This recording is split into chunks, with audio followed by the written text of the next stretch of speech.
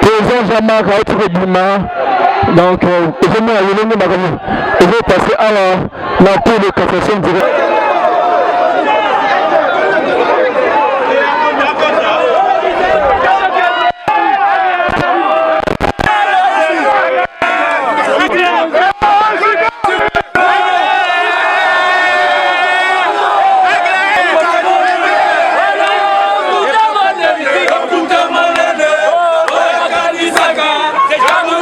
Indifférent à une telle injustice. Mais aussi ma présence ici signifie que le combat que le président Jean-Marc Aboun mène, ce n'est pas son combat à lui, ni moi encore le combat pour son parti Alliance pour le changement, mais c'est le combat pour la libération du Congo. Donc ma présence ici, c'est tout un appel envers le Congolais, tous ceux qui sont épris de justice et de liberté, à porter leur soutien au président Kaboun pour que nous arrivions au bout de ce régime de jouisseurs. Des vérités ont été dites pour libérer le Congo, et voilà, celui qui a dit ces vérités, il les paye au prix fort. Donc j'appelle les Congolais de tous bords, de partout, il s'agit d'un combat pour que nous libérons de ces jougs de jouisseurs. J'appelle tous les Congolais à apporter leur soutien au président Jean-Marc Aboun. C'est ça l'essence de ma présence ici. Oebite lingomba nangai e bundaka pona bonsomi ya bakongomani. Tukoye kovanda boyete tomote bakosa moko na biso nko makasi yango moni koya na ngai ngola kisate eloko Alliance pour le changement yali tumba pona ko kangola Congo na bokonzi ya sepelas oyo bokonzi ya wenge oyo ko boma Congo yango moni tina na ye awa pona ko bwaka mbela bakongomani o nyonso balala kana pasi na motema pote Congo ebongwana bapesa mokonzi Jean-Marc maboko poto ke te na suka ya elonga penga na kwebisa Kongomani baye bango to utimo sika ne tumba moto ko sutukisa biso bangisa biso alite to kolonga etumbo na laki bino to kolonga yango na ebisi ba Kongomani ngali moto ya lingomba ya ensemble pour le changement mokolo na kendaki na conférence de presse ya mokonzi Jean-Marc Aboun makambo alobaki na mwe lokwa ngamu tona koloba elingo batetwali elongo pona mbongwana ya Congo etumbe koma na ngonga mosusu maboke ali le soute o moto liboke bo to sangani sibiso banso pote Congo e kangwa.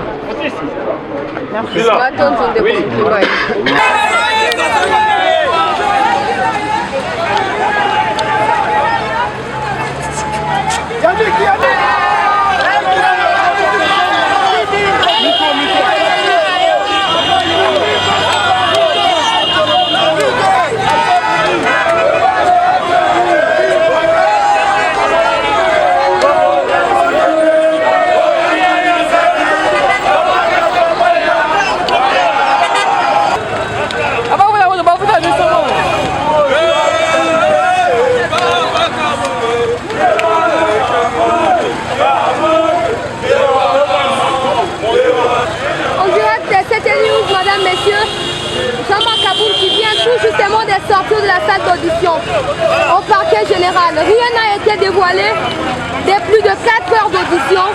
Aucune information.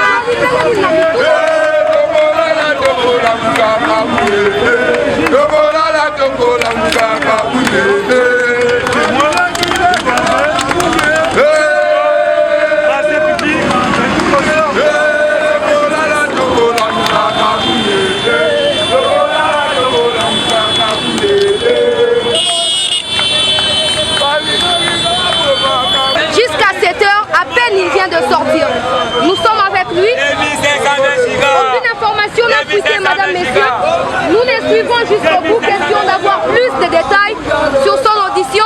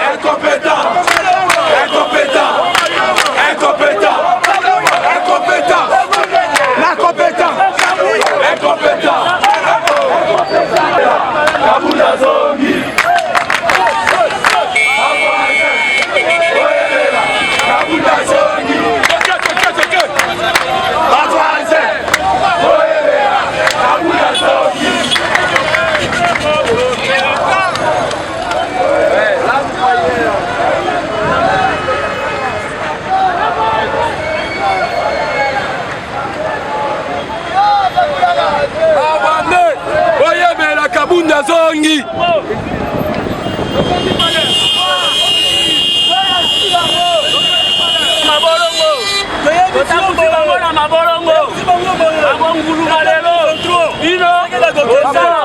L'argent du peuple congolais.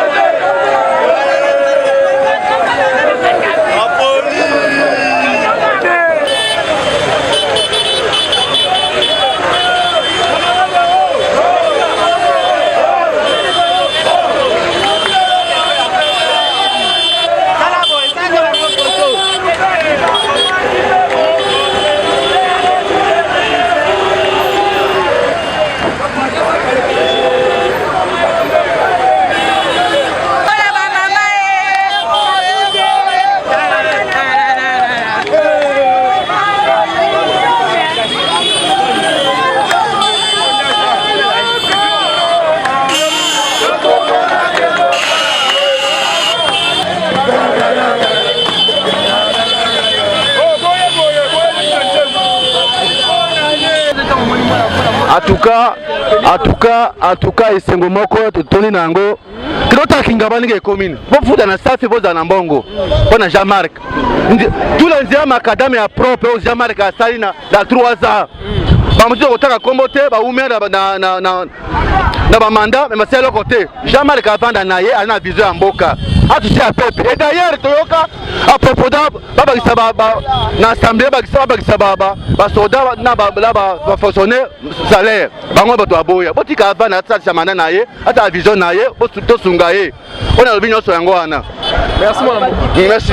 Le kutate batika ye. Ce bakange c'est-à-dire ba manyo salobi eza ya solo. Batika ye zalo asa eloko moko te batika ye.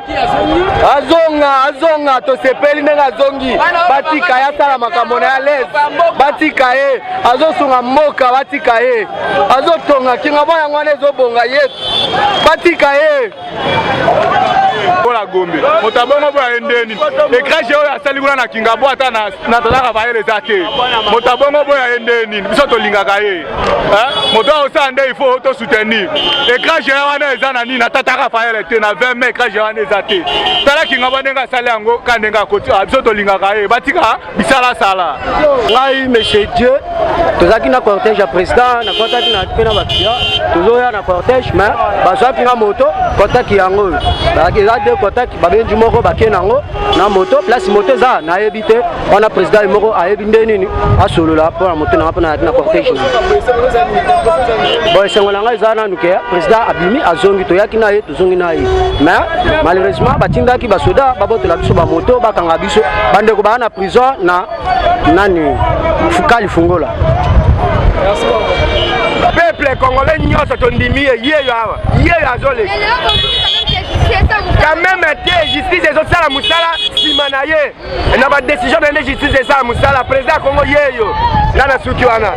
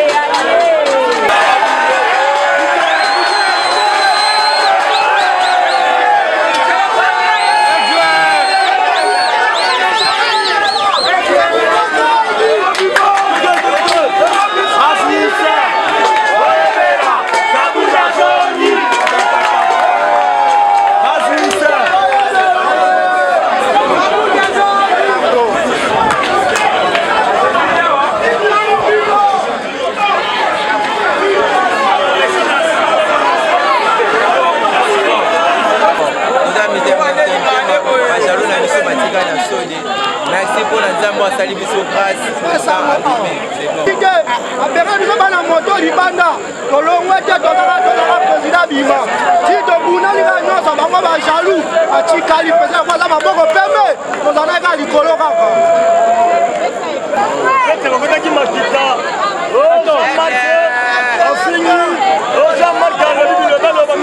qu'est-ce qu'il a parlé de nouveaux qui ne sont pas des réalités sur le terrain?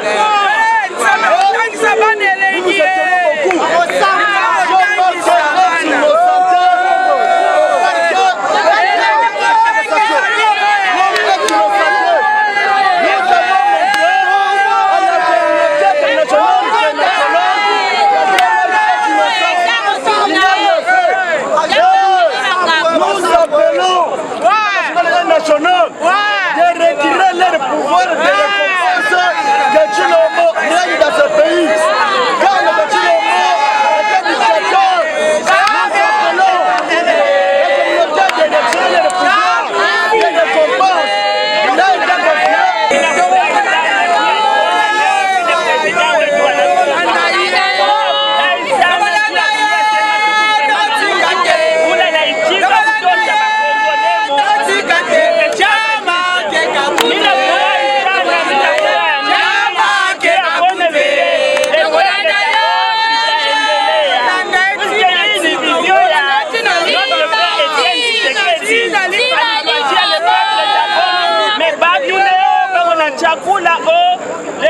d'abord ndio vision yetu ndio ile tunaendelea nayo ndio ile tunafurahi nayo leo mtu yote apate vie sociale yake tunasema tuna la sociale hapa na vie sociale besoin na état de droit ikale ya kweli hapa na état de droit ya bongo hapa tu besoin na vérité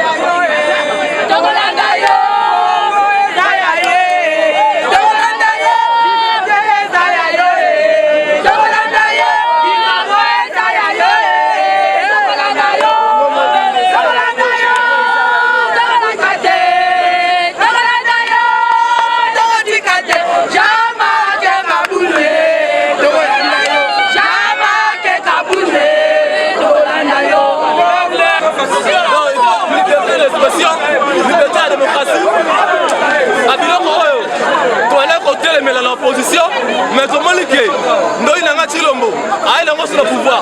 Donc je pense qu'il faut pas quitter parce que à autant pour la malamouté, sans autant pour la bête, autant pour la naïveté. Ce que j'ai remarqué à Tshilombo, c'est normal que Kabbalah c'est parce que Tshilombo a mon liberté. Donc pendant 3-4 années, et l'autre malheureusement la raté. Bon, pendant 3-4 ans, on a dit pour Kabbalah. Mais yo mo la kite que vous avez na bango la combat wana to bango toujours bango ba lobi to se poser. Yo bete que jamais quand qui opposé la carte à pouvoir. Jamais quand marcher le opposé la carte à pouvoir na mo la kangote. Jamais quand télémel bi ko nyoso ba ndeko ba ki ba ko sala. So que ça bien télémel ba mba ko ba ko sanité. C'est pour cela qu'on a vu que ce là Robino. Là on comprend pour ça jamais dans la ndaye. Na ta cameraman oh na sala qui rage na carte parlement debout. Pour ça qui comme on a vu la idée de pèse comme yebani. C'est pas déjà ma bête na ko sala ko autre salaire kuna ko sala mo awa. Stratégie monte changer. Non c'est ça mais to ba ki siasi. Mais sinon vous ba ki siasi justement pour l'infoyer ba différence et Rosani ni ko bino ko na idée pèse. Bino ko sali alliance pour les changements. Différence pour to yeba ke bonongwe vraiment na kati ya IDPS kosala eloko moko ya manda moko kosunga vie ya bakongolais ekozala niveau différence abiso na bango tozala bakura les jiponte tozala mpe bajuster te biso na bango différence yake tozala bakura les jiponte tozala mpe bajuster te nano okomi na makambo te yokama nakomna oloba tokosala mpe le ventre d'abord te omoni verbe manger tokoconjugue yango de Jésus jusqu'à la fin. Et vous avez verbe manger ça gara, je mange. Et là pour la batumero non, to conjuguer au bandana et bandana tina suka. To limite que pour tout le peuple au zone baké, to la monta al baral le peuple d'abord, mais pour la relier ça ramuno comment monter lier, même si on lier à télé. Eshima, votre magazine qui bat au rythme de l'actualité. Une réponse à vos besoins en information, un éclairage dans divers domaines. Impartial, documenté, instructif. Eshima au cœur de l'info. Dans la nouvelle édition, Eshima Magazine présente dans ses colonnes les réalisations d'un ministre du numérique, pionnier de son portefeuille. À la une, Eberhard Kolongele engagé à matérialiser la vision du président Tshisekedi dans le secteur du numérique. Dans le souci de faire du numérique congolais un levier d'intégration, de bonne gouvernance, de croissance économique et de progrès social, une vision du chef de l'État, Félix Tshisekedi consignée dans le plan national du numérique à l'horizon 2025. Le ministre du numérique, Eberhard Kolongele, a mis les bouchées doubles pour sa première année passée à la tête de ce portefeuille. Un bilan dressé en 9 points, parmi lesquels la mise en place d'un cadre juridique du secteur dénommé Code du numérique. Dans une interview exclusive accordée à Eshima Magazine, l'ancien directeur de cabinet intérimaire du président de la République revient sur la mission principale dévolue à son ministère et comment il est arrivé à l'élaboration de la feuille de route du programme de transformation numérique de la RDC. Autre titre à découvrir, mobilisation de recettes, DGI, Barnabé Mouakadi, 2 ans de pic inédit. Le 16 juin 2022, le directeur général des impôts Barnabé Mouakadi Mwamba a totalisé 2 ans à la tête de la DGI. Sous sa direction, la mobilisation de recettes a atteint des pics jamais réalisés pendant les 24 derniers mois. Une courbe ascendante quasi permanente malgré le contexte difficile lié notamment à la pandémie de Covid-19. Autre performance à découvrir dans Eshima, c'est le 2 ans d'une lutte sans merci engagée par l'IGF contre le détournement des deniers publics. Découvrez un résumé des actions menées par l'équipe de Jules Alinguete et Victor Batoubenga ces 2 dernières années, conformément à la vision du président de la République, Félix-Antoine Tshisekedi. Ce qui a conduit à la réduction sensible des détournements en masse opérés par les prédateurs des finances de l'État. À lire également, élection 2023, Denis Kadima va corriger les erreurs du passé. À 1 année et demie des nouveaux scrutins en République démocratique du Congo, l'équipe de la CENI dirigée par Denis Kadima s'emploie à perfectionner les opérations électorales afin de corriger les erreurs du passé et changer l'image de cette institution. Eshima Magazine, un nouveau standard d'information.